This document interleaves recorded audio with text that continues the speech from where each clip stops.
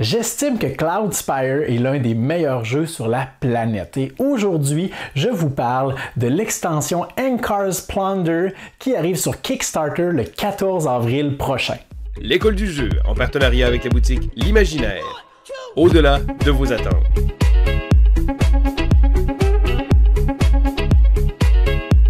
Hey, salut la gang, c'est JP pour l'école du jeu et aujourd'hui, je vous parle de Cloudspire, l'un de mes jeux, sinon mon jeu favori et je suis privilégié parce que j'ai reçu de la part de Chip Theory Games un prototype de l'extension qu'ils vont proposer dès le 14 avril sur Kickstarter. Donc cette extension propose entre autres deux factions qu'il est possible de jouer dans tous les modes que Cloudspire propose, c'est-à-dire en solo. Donc chacune de ces races va avoir ses propres scénarios en solitaire. Il est possible d'y jouer en joueur contre joueur, donc à plusieurs. Il est possible d'y jouer en coop, en équipe également. Et il y a même un mode endless, sans fin, dans lequel on se bat contre des vagues éternelles et sans cesse qui déferlent sur le plateau dans notre direction. Et l'objectif est de résister le plus longtemps possible. Donc ces deux factions-là vont être jouables dans ces différentes configurations. Il y aura certainement quelques surprises également à surveiller sur la campagne de Kickstarter. Et sur notre page Facebook, je vous ai lancé la question, laquelle des deux factions est-ce que vous préférez que je vous présente en premier? Et la faction qui a obtenu le plus de votes, bien que les deux vous intéressent beaucoup, c'est celle de Horizon's Wrath. Horizon's Wrath, c'est une faction de pirates volants. Alors, les pirates vont être dans leur forteresse, une espèce de vaisseau flottant qu'ils vont accoster sur l'île qui représente le plateau de jeu et c'est à partir de ce vaisseau que nous allons pouvoir déployer nos troupes. Donc, dans cette vidéo, ce que je vous propose, c'est de faire un survol rapide de la faction de Horizon's Wrath. Je vais vous parler des améliorations de la forteresse, les habilités, des unités également, qu'est-ce que celle-ci a de particulier. Alors sans plus attendre, allons voir ça d'un peu plus près. Vous avez sous les yeux la forteresse de la faction Horizon's Wrath. Ce qui la différencie des autres, c'est qu'elle elle n'est pas directement connecté au plateau de jeu. Donc les joueurs devront trouver une façon pour s'y rendre et les unités devront trouver une façon pour en sortir également pour être déployées. C'est pourquoi en début de partie nous avons à placer ce jeton qui représente la planche. La planche nous permet, puisque ce sont des pirates volants quand même, alors on a besoin d'une planche. C'est certain, dans un bateau de pirates il y a une planche. Alors on avait besoin d'une planche et vous allez voir ça colle parfaitement à la thématique. Cette planche va nous permettre de déployer nos unités vers la Terre et c'est également cette planche qui va permettre aux unités adverses de venir attaquer notre forteresse. Par contre, l'une des options de Horizon's Wrath, c'est qu'il est possible de lever la planche. Donc, il est possible de la retirer complètement comme ceci et à ce moment, notre forteresse n'est plus atteignable. On ne peut plus également déployer d'unités à partir de celle-ci.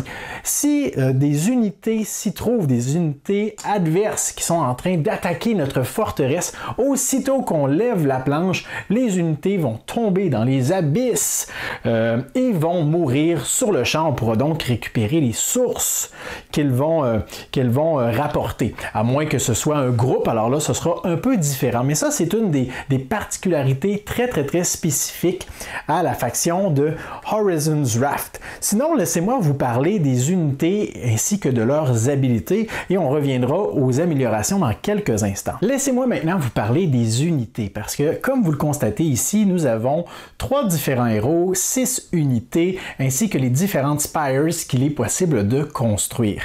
Il y a tout de même quelque chose de particulier avec les nouvelles habilités qu'on débloque dans cette faction. Je vous parle tout d'abord de ces deux héros qui partagent la même habilité, c'est celle de Swordmanship Swordmanship. Swordmanship, c'est la capacité à se battre avec un sabre, à manier l'épée, à être efficace. Donc, ces deux héros seront particulièrement puissants et efficaces plus ils sont entourés d'ennemis. Je vous donne un exemple sur le plateau de jeu. Imaginons que nous avons ici notre First Mate qui est déployé à quelque part et nous avons deux unités. Imaginons le placement semblable à ceci autour de notre héros. Celui-ci a la possibilité d'attaquer comme d'habitude en infligeant sa valeur de dégâts, dans ce cas-ci 1. Mais pour chaque unité adverse qui est autour de lui, dans ce cas-ci 2, il a la possibilité, s'il le désire, d'augmenter sa puissance de 1. Alors, on pourrait dans ce cas-ci infliger une seule attaque avec une puissance de 3, donc ça serait assez pour faire beaucoup de dégâts à notre héros adverse juste ici. Par contre, si on tue un héros ou une unité de cette façon, on ne reçoit pas la source qu'on aurait pu avoir si on l'avait vaincu de façon honnête, entre guillemets. Nous avons également donc la même habileté pour notre autre héros juste ici. Vous allez voir que plusieurs habiletés, plusieurs unités et héros ont l'habileté Pistolier. Alors Pistolier, c'est un petit peu différent, c'est un peu comme un flibustier ou un pistolier, je ne sais pas si ça existe en français, mais c'est la capacité donc à manier le pistolet.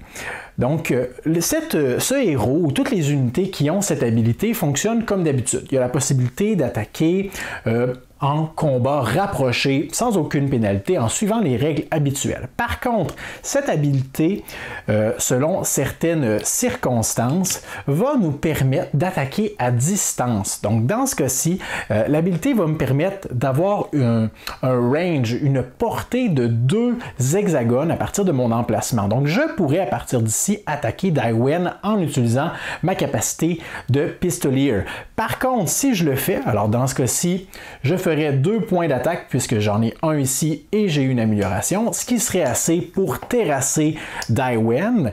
Par contre, dès que j'utilise l'habileté Pistolier, on doit alors retourner le jeton et on doit absolument se débarrasser d'une amélioration. Alors pour l'utiliser, il faut avoir au moins une amélioration sur notre héros et s'en débarrasser. Mais ça peut être tout de même une façon intéressante de retourner notre jeton selon le contexte. Alors ça, c'est pour nos 3 héros. On a également une habileté pour le dernier d'entre eux qui est Morale. Morale, c'est comme dans tous les films de pirates ou les jeux vidéo de pirates, le moral est très important. Ça a un lien donc avec l'une des améliorations de notre forteresse dont on pourra parler un peu plus tard. Je vous parle maintenant des différentes unités qu'il est possible de déployer. Alors, je commence tout simplement avec celle-ci, le Glider. Le Glider est une unité avec Flying, donc elle peut voler. C'est plus difficile pour les ennemis de l'atteindre. Ils doivent avoir de la portée ou également avoir Flying. Elle a également un range, donc une portée de 2. Elle peut attaquer à distance et finalement, elle a l'habileté Breakneck. Breakneck qui lui donne la possibilité, à tous les tours, elle doit, cette unité, faire le maximum de son déplacement obligatoire, 3. Et même s'il y a des obstacles dans son chemin, elle va continuer de persévérer. C'est donc c'est la seule habilité qui nous permet de passer à travers les Spires, à travers les unités amies comme adverses. Alors cette unité va vraiment se déplacer rapidement et va très rarement arrêter son déplacement. Et il y aura possibilité de l'améliorer en utilisant les améliorations de notre forteresse pour également lui permettre d'accueillir donc une autre unité à son bord pour la protéger et pour se déplacer avec elle, un peu comme dans un groupe. Alors ça, c'est pour notre fameux Glider. Nous avons également juste ici Powder Monkey qui a l'habilité Detonate. Alors Detonate, je pense que j'ai même pas besoin de vous expliquer ce que ça fait lorsque l'unité périt, tombe au combat, peu importe la circonstance, eh bien elle contient de la poudre à canon et va exploser, va vraiment voler en mille éclats et va faire du dégât sur tout ce qui est autour d'elle, que ce soit des unités, amis ou ennemis, que ce soit des spires, des landmarks, tout ce qui est autour va subir 2 dégâts, mais les spires vont en subir un supplémentaire. Donc ça peut être très puissant tout de même pour faire du ménage dans notre plateau, mais ça peut être à double tranchant si on a des unités alliées qui sont à proximité. Mais c'est peut-être très intéressant tout de même. Nous avons également juste ici Buccaneer. Buccaneer qui a l'habilité Hunter qu'on connaît bien, donc qui est plus efficace contre les landmarks et lorsqu'on l'améliore, qui donne la possibilité d'attaquer à distance avec Pistolier. Donc on doit trouver un moyen à ce moment d'insérer des améliorations sur une unité. Ça, c'est un autre casse-tête. Nous avons juste ici Gunner, qui est une unité que j'aime beaucoup, donc qui a une attaque à distance de 2, qui attaque déjà de 2 à chaque tour, mais lorsqu'on l'améliore, ses statistiques vont être un petit peu améliorées, mais ce qui est intéressant, c'est que maintenant la portée de ses attaques monte à 3. Alors ça, c'est très très bon. En plus, cette unité peut se déplacer sur les forêts, donc a plus de versatilité sur le terrain. Très intéressant. Et notre presque dernière unité, c'est le Corsaire. Alors, le Corsaire a l'habilité Rebuff. Rebuff qui nous permet, lorsqu'on retaliate, donc lorsqu'on réplique en combat, on a la possibilité de ne pas infliger de points d'attaque. Donc, dans ce cas-ci, je pourrais réinfliger 2 points d'attaque pour riposter. Mais à la place, je peux décider de ne rien faire, de ne pas riposter et à la place de reprendre les points de vie que je viens de perdre. Donc ça peut être très intéressant dans certains contextes et lorsque on l'améliore, on gagne l'habilité Capture qu'on connaît bien, qui nous permet, si on terrasse notre adversaire, une unité, on la capture, on l'amène avec nous sur notre vaisseau volant et les adversaires peuvent seulement la récupérer s'ils réussissent à atteindre notre forteresse. Très intéressant ça aussi. Il reste une unité dont je ne vous ai pas parlé. Elle a un coût de 0. C'est le fameux Swabi. Le Swabi, c'est un peu comme le matelot dont on veut se débarrasser, qui est inutile à bord, mais par contre, il a une très très bonne utilité. Parce que ses statistiques ne sont pas très impressionnantes. 1 point de vie seulement. Pas de points d'attaque, 2 points de déplacement, il ne coûte rien à déployer sur le plateau. Il a l'habilité Slap. Slap, c'est qu'il ne peut jamais infliger de dégâts en attaquant et il ne peut pas non plus en infliger lorsqu'il retaliate, lorsqu'il riposte. Alors il ne fait que se défendre comme ça un peu autour de lui, mais ce qui est surtout intéressant, c'est son habilité Sacrifice. Lorsqu'il est sacrifié, il va pouvoir, donc en fait ce n'est pas qu'il est nécessairement sacrifié, mais c'est lorsqu'il tombe au combat, peu importe le contexte, comment il est vaincu, il va pouvoir retourner n'importe quelle unité active alliée sur le plateau et l'améliorer instantanément. Donc en mourant, le Swabi pourrait décider d'améliorer instantanément le glider ici qui aurait ses nouvelles statistiques ou habilités juste ici. Donc ça c'est très très très intéressant selon le contexte et si on le déploie du côté amélioré, en plus de tout ça, il obtient le mot-clé Embolden. Embolden, ça permet à l'unité qui est améliorée si elle était groupée avec notre Swabi. Par exemple, juste ici, mon Swabi tombe au combat, je peux donc le sacrifier et améliorer une unité. Si j'améliore l'unité qui était dans mon groupe juste en dessous de moi, comme par exemple ici le Corsaire, elle va être retournée, mais Embolden va lui donner la possibilité immédiatement de se déplacer et d'attaquer. Peu importe à quelle étape on est rendu dans la partie, cette unité, le Corsaire, va pouvoir se déplacer et attaquer si on le désire. Donc ça peut être très très très puissant, tout dépendant encore une fois du contexte où ce peut être utilisé. Donc ça fait un peu le tour des différentes unités auxquelles on a accès. Je vous parle maintenant rapidement des 2 Spires de base. Nous avons juste ici le Hair Clipper qui est une une Spire assez standard avec une portée de 1, une attaque de 1, capacité de 4 améliorations, qui a Air Defense, donc la seule Spire que les Horizons Wrath ont en leur possession qui vont permettre de se défendre contre les unités avec Flying. Mais ce qui est nouveau, c'est surtout leur Gunboat. Les Gunboat ont l'habilité Directional Attack, ce qui fait en sorte qu'elles vont arriver en jeu avec beaucoup de statistiques, donc 2 points de portée et 2 points d'attaque, maximale capacité en termes d'amélioration. Par contre, elles ne peuvent qu'attaquer dans la direction où elles sont placées.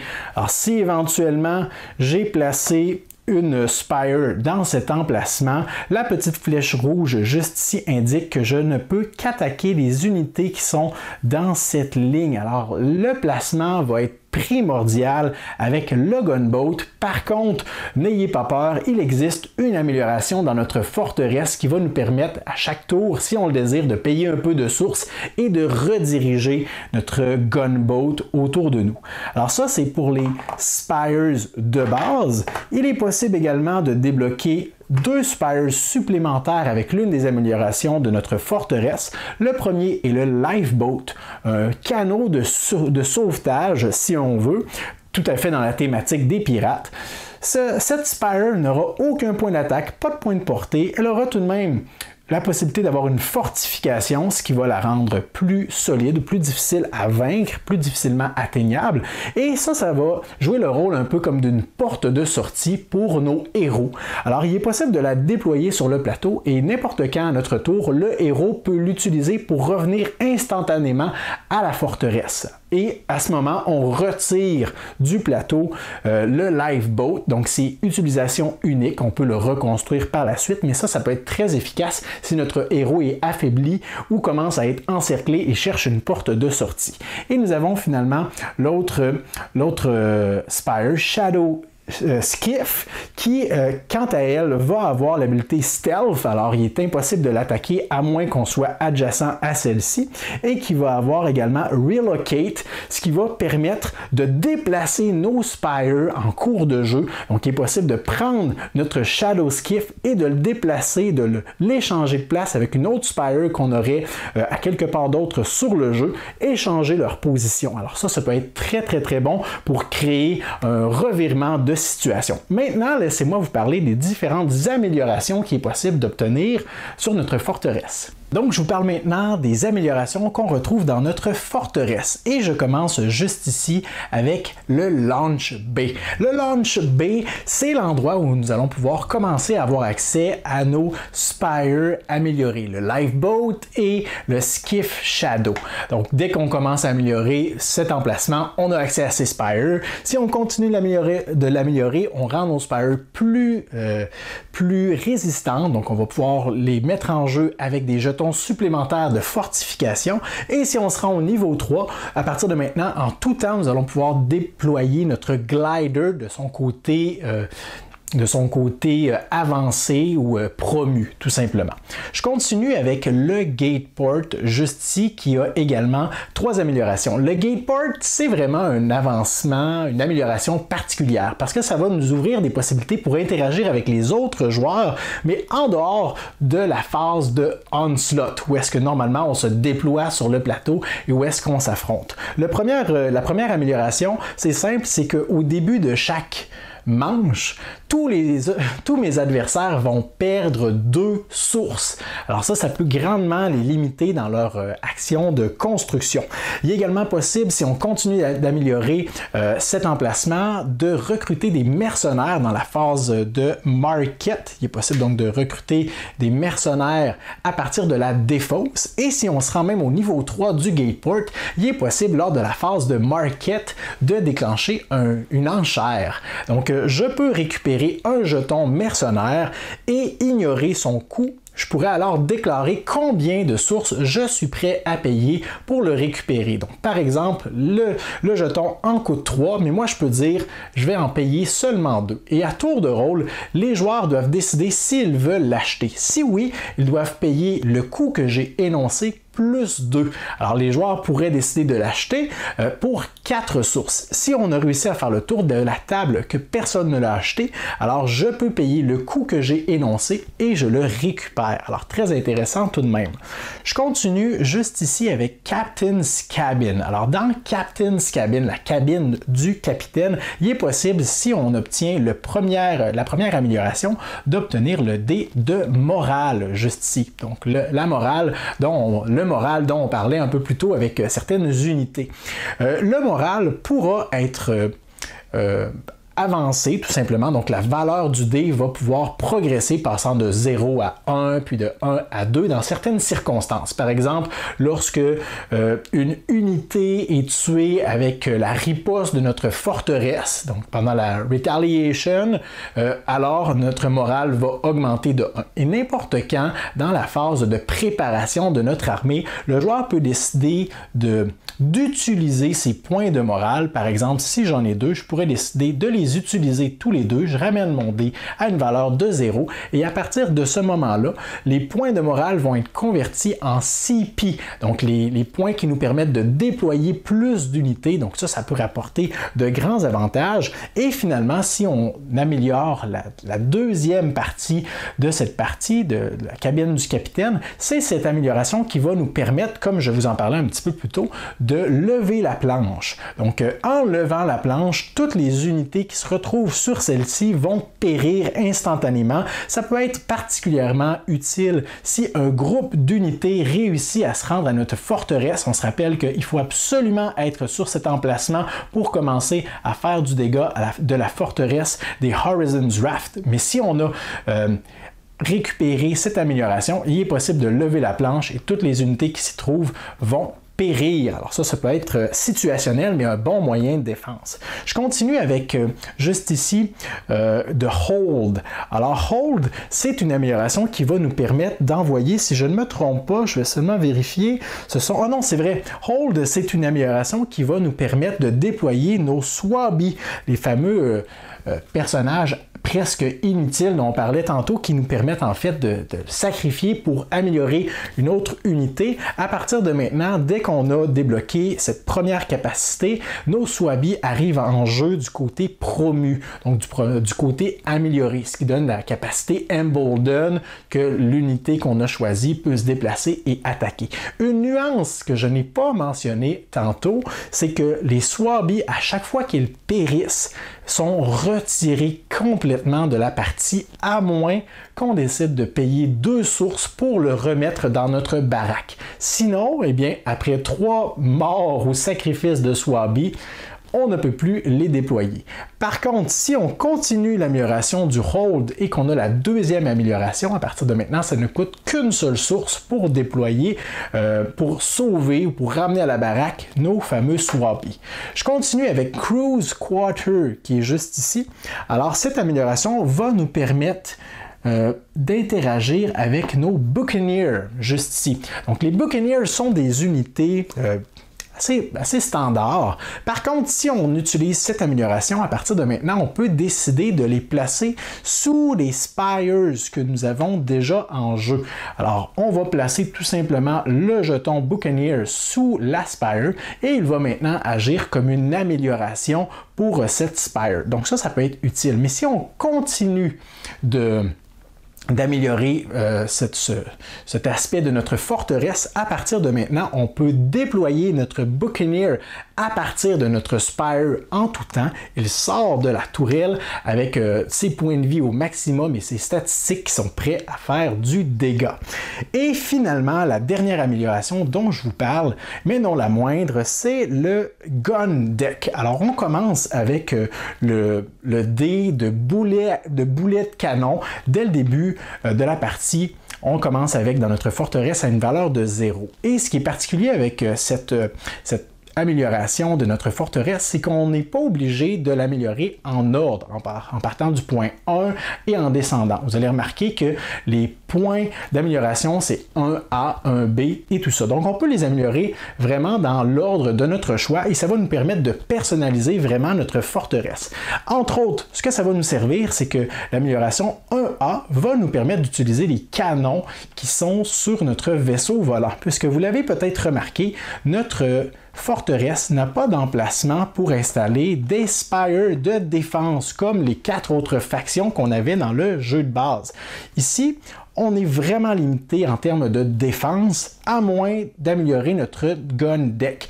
À ce moment, on va pouvoir utiliser ces canons pour attaquer en ligne droite. Ils ont une portée, je sais que présentement vous ne voyez pas le plateau de jeu au complet, mais ils ont une portée infinie. Donc, ils vont lancer en ligne droite. Et pour savoir combien de dégâts ils peuvent faire, nous allons lancer tout simplement un dé de Spire. Donc, il est possible qu'ils manquent complètement leur cible, qu'ils infligent un point de dégâts ou même 2 selon ce qu'on va obtenir. Mais donc, ce qui est important de savoir, c'est qu'on ne peut pas les utiliser à l'infini. On devra donc acheter des boulets de canon qui vont coûter 2 sources pour les utiliser par la suite. Et il est possible d'améliorer donc cette partie. Il serait possible d'utiliser les canons 3 et 4. Il serait possible également de déplacer nos fameux, je vous en parlais tantôt, gunboat juste ici. Donc il est possible à partir de maintenant, lorsqu'on obtient de ces améliorations, de le déplacer au début de chaque phase en slot en payant un certain coût. Et finalement, la dernière chose dont je vous parle, c'est que notre forteresse est un navire volant. Donc il est possible, une fois dans la partie, où je pense que c'est peut-être même pas en lien avec les améliorations, mais quelque chose de passif en lien avec notre faction, il est possible de détruire complètement toutes nos réserves de sources. Donc, on amène notre niveau de source à 0. On détache complètement notre forteresse du plateau et on peut la déployer dans un des hexagones qui sont adjacents. Alors, juste à côté de cet hexagone, j'en ai un à ma gauche, j'en ai un à ma droite. Je pourrais déplacer ma forteresse, aller l'attacher à un autre emplacement qui est légal. Donc ça peut changer radicalement la phase de déploiement, la phase de onslaught, les interactions envers les joueurs. Alors voilà pour la faction Horizons Wrath. Je suis convaincu que comme moi, vous aurez hâte de la tester, de la pousser jusqu'à toutes ses limites, à aller explorer chaque stratégie qui sont viables avec celle-ci. Je vous invite à surveiller notre chaîne parce que bien que c'était uniquement la première vidéo de cette série de contenu que je vais vous proposer en lien avec l'extension Hankar's Plunder qui arrive sur Kickstarter le 14 avril, extension de l'excellent Cloud Spire. Dans ma prochaine vidéo, je vous parlerai de la deuxième faction que cette extension propose,